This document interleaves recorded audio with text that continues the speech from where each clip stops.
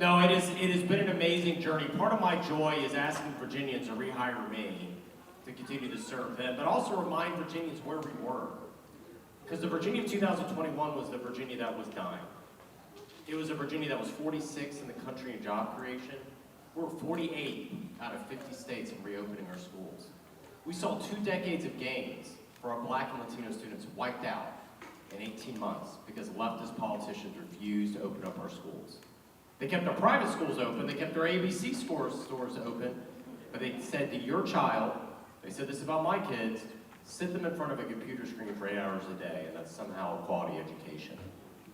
And probably the most remarkable thing was, and the most startling, was for 8 straight years, leading up to 2021, for 8 years, we had more people moving out of the state than moving into the state.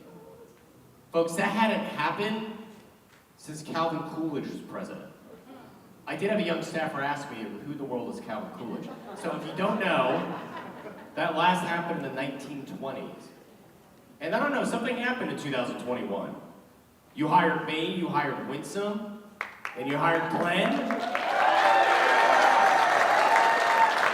you hired us to go work for you, and it's the single most remarkable 4-year turnaround any state has seen in modern American history. We went from 46 in the country to job creation, the top 5, $140 billion in new investment. That's larger than the 3 previous governors combined. Rocket ship of new investment, job creation. More net jobs were created the first 6 months of 2025 in Virginia than in all 4 years on the Route Northern. It's shocking. And the most important thing, we reversed the trend. Now we have more people moving to Virginia, chasing their dreams. Because folks, you don't have to look far to see what bad leadership looks like. Just look north of Maryland. I was on the phone with Governor Larry Hogan, great former Republican governor of Maryland. When he left office, he'd given them a tax rebate. He'd given them job investment. And since he left office in just 2 years, he left at the end of 2022, Maryland went in a tax and spend spree. Maryland is now the 3rd highest tax state in the country. Do we want a Maryland, Virginia? I didn't hear. Do we want a Maryland, Virginia? I didn't think so. And when I said we were dying, we literally were hurting. I said, as Attorney General, my job is to be the people's protector. And when I took office, our murder rate was at a 20-year high, violent crime rate at a 30-year high, the highest levels of addiction deaths ever recorded in the history of Virginia. And I made several promises to the people of Virginia. Number 1, we're going to work with police instead of against police. Pretty novel idea, right? Because morale was low. We launched Operation Bold Blue Line with Governor Youngkin to put more cops on our streets. And I said, we're going to go after these repeat violent offenders and these fentanyl dealers that are destroying and ripping our communities apart. Because we were seeing these repeat violent offenders, roughly 5% of felons, were committing over 50% of the violent felonies. It was stunning numbers, and we said, listen, we're going to go investigate, we're going to indict, and we're going to prosecute these repeat violent offenders. That's exactly what we did. We went after the repeat violent offenders in our 13 most violent cities. Just one city, for example, Roanoke. 0.12% of the population of Roanoke, that's less than 1/5 of 1%. We're committing over 30% of the homicides in that city. So you have to have a backbone to go after these bad guys, which is what we did. We prosecuted them, got them off our streets. The city of Roanoke's murder rates dropped 62%. We've seen this time and time again in our ceasefire cities, which if I could just say one thing real quick, you've got to have a Commonwealth's attorney that's willing to work for you and work with law enforcement. David Mick, thank you for and your great sheriff nominee, Walt Chadwick. Thank you all. Where's Walt? Thank you. You need law enforcement heroes because I can only do my job when I have partnerships at the local level. And so listen, we've turned around, our murder rates dropped, our violent crime rates stopped by dramatic numbers. We went after and removed enough fentanyl off the streets of Virginia that would have taken the lives of 7 million Virginians. And so earlier this year, we got called up to DEA national headquarters. I did with Governor Youngkin. They announced that Virginia, we weren't top 10, not top 5, the #1 state in the entire country in the drop of addiction deaths. It's amazing what happens. So I've said from the beginning, your safety is going to be my mission as your Attorney General. This is not a political office, this is a crime-fighting office. My job is to protect every Virginian. And now I'm getting the joy of pointing out my own record of success protecting Virginians and asking Virginians to rehire me to continue to protect them. But there's somebody else applying for the job. Yeah.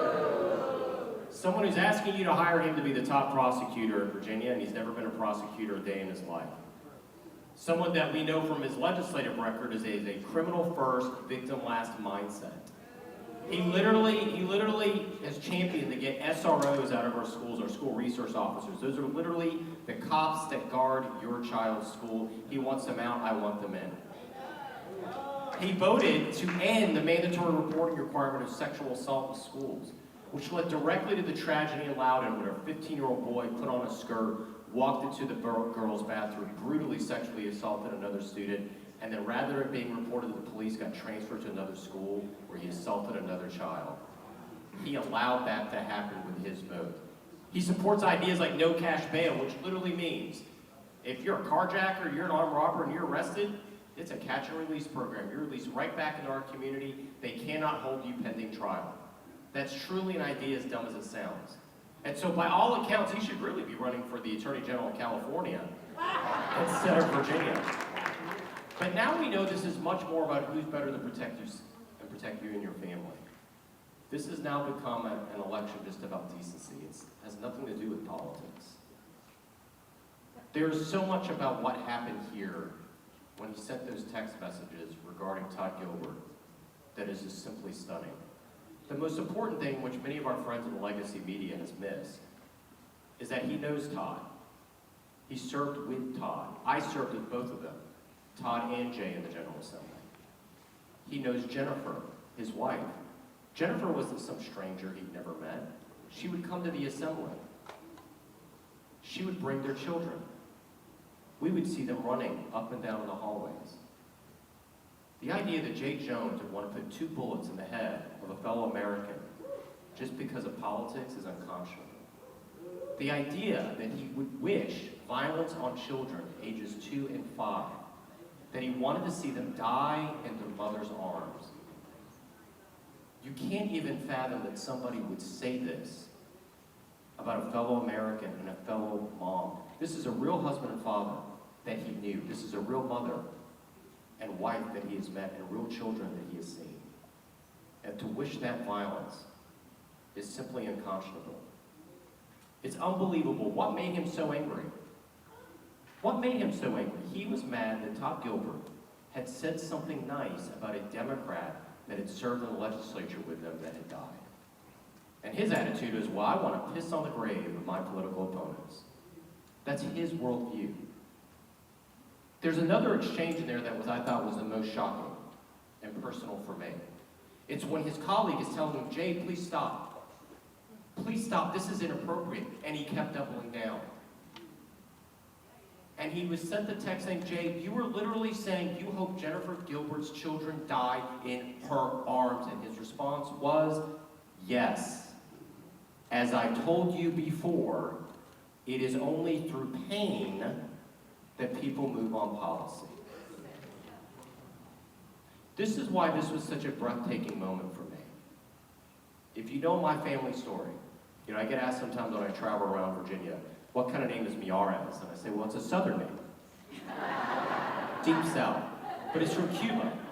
And I remember my mother has told me before, she says, in Cuba, when the Marxists and the socialists were beating people on the streets, arresting people in the middle of the night, nationalizing business, taking away homes, terrorizing people, they never thought of themselves as the bad guys. They always thought inflicting pain on the innocent is justified. Why? Because we're building a greater good, a better society. That's why it chilled me so much. You cannot trust anybody with power.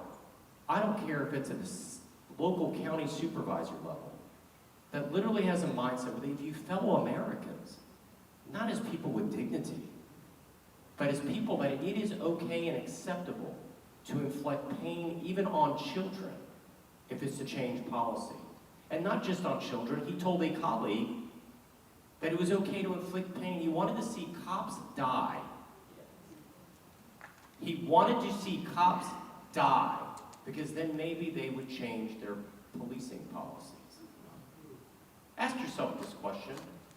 How could Jay Jones ever be trusted to prosecute an MS-13 gang member, knowing he wanted to see 2 bullets on the head of an innocent American? How can he ever comfort a mother that has lost a child to violence, knowing, as the whole world does, that he wished violence on children? There is no cry like the cry of a mother that's lost her child. None. Jay Jones would know that if he's ever been a prosecutor, but he hasn't. He's a politician seeking a promotion.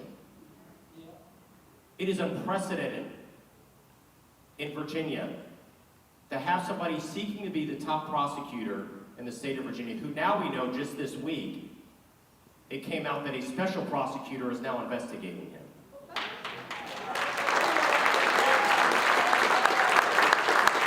Because he decided to go 116 miles an hour on Interstate 64, and 4 people arrived in court that day, all going roughly the same speed. Actually, slightly less fast than turning his car into a 2-ton cruise missile. 3 of those 4 people, you know what they got? Either active or suspended jail sentence, and they all got their driver's license suspended. There was only 1 person in court that day.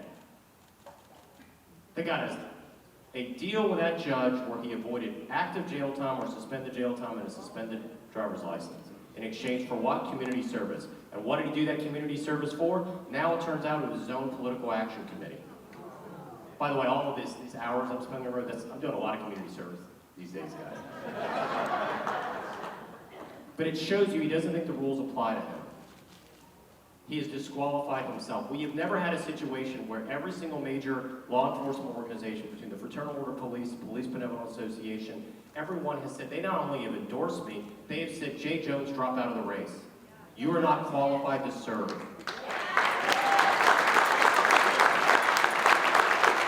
so now this is this test of decency.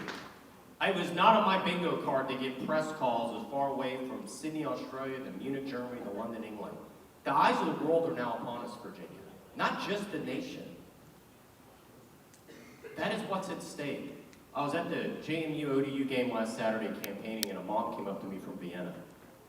And she said, listen, I'm a Democrat, I am voting Democrat, but I'm voting for you because 1, I know you're confident, but 2, more than that, I can't imagine somebody who wished this against children being in your position.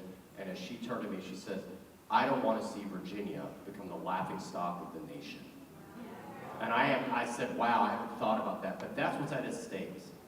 This is not about politics, this is about decency, about who we are as a people. I keep a sign in my office in Richmond. I see it every day when I walk in and sit at my desk. It is my favorite quote from Thomas Jefferson, and it is this: I have never found a difference of opinion in politics, philosophy, or religion as cause to withdraw from a friend. It's just this mindset that I may disagree with you over politics, but I'm not going to deny you the beautiful gift of friendship, because you're so beautifully and wonderfully made in the image of your Creator. I can't imagine then withdrawing the gift of protection, which I'm required. I took an oath to protect every Virginian. I've met with so many crime victims. I have never once asked a crime victim, did you vote for me? What's your political affiliation? It doesn't even enter my mind, because I am duty-bound and oath-bound to protect every Virginian. Because this is not a partisan office, this is a crime-fighting office. And so that's what at stake is here, Virginians. Who do you want to hire to protect you and your family? Someone who wants to see violence against children and violence against cops? Someone who wants to insult and urinate on the grave of his political opponents? Someone who misleads a judge? Someone that every single police and law enforcement organization has said, get out of this race? Or will you rehire me to continue to protect you? This is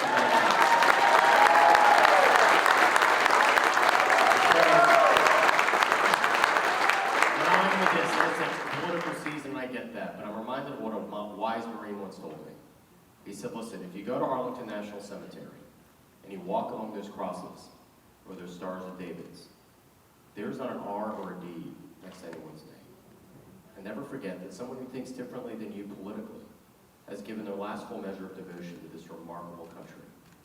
They've literally died for this country. We, at the end of the day, are a good and decent people. We are in our heart. Virginians, you deserve a government as good and as decent as you are. And I'm asking you to rehire me to continue to be another 4 years as the people's protector. Thank you all. God bless you.